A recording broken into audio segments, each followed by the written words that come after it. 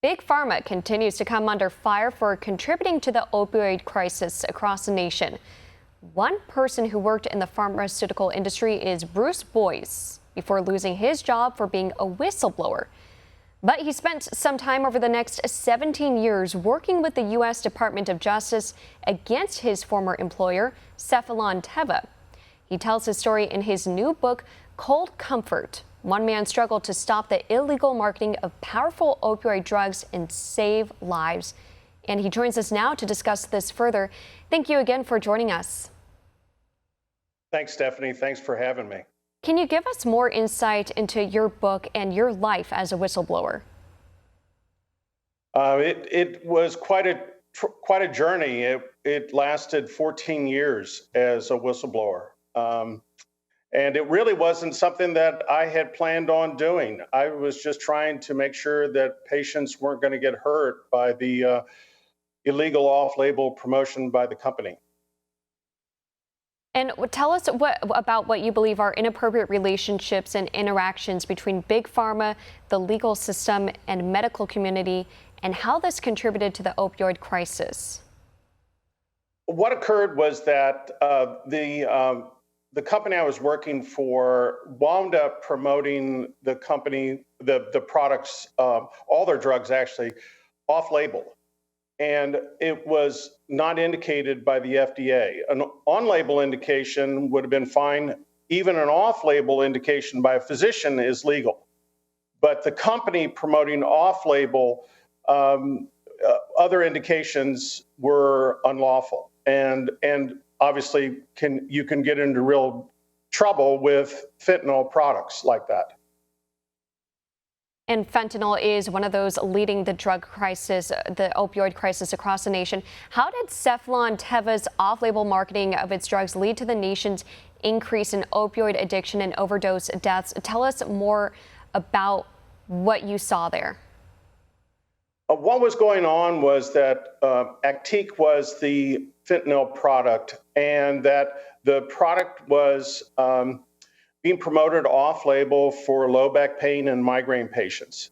The indication is breakthrough cancer pain.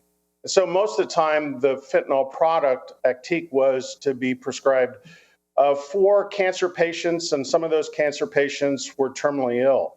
So that the protocol was completely different. Once you get it out in the open market, you get the product being prescribed with physicians for patients that really had no business, especially migraine patients, is contraindicated for. And so it got into a real trouble and overdoses for some of those patients. That's what occurred with it. And like I said, all I was trying to do was just trying to protect lives. And it's my understanding that you wore a wire. You worked with the Department of Justice. Tell us more about what that entailed.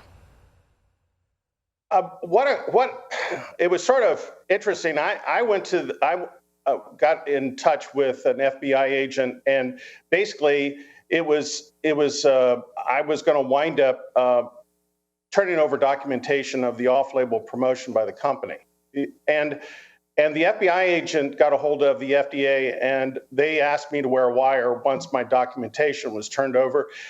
And I just figured, I was already involved in it, and maybe this is what it took to stop the company from doing what they were doing, and I agreed to that. And it led to a very large settlement once that was proven, once you had that proof and that evidence. And even as recently as last year, where the Attorney General of Oklahoma, they announced a settlement with Teva Pharmaceuticals because they said that it contributed to fueling the state's opioid epidemic. Let me ask you this. What more needs to be done to end this deadly opioid epidemic? The problems, I think, with opioids now in this country are a little different than when it first broke through pharmaceutical off-label sales. Now it's coming in from Mexico and China, and it's cheaper than heroin, and it really has to be a multi-organizational approach, like, for example, Fed Up and Shatterproof and some other organizations that can help. So those are some of the people that it can help. And maybe an more restricted protocol for some of those patients. A fentanyl product is a good product. It's just how it's been used and abused in prescribing to some patients that probably shouldn't have it. Want to see more videos like this?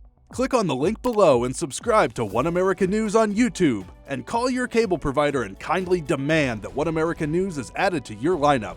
Call and subscribe today.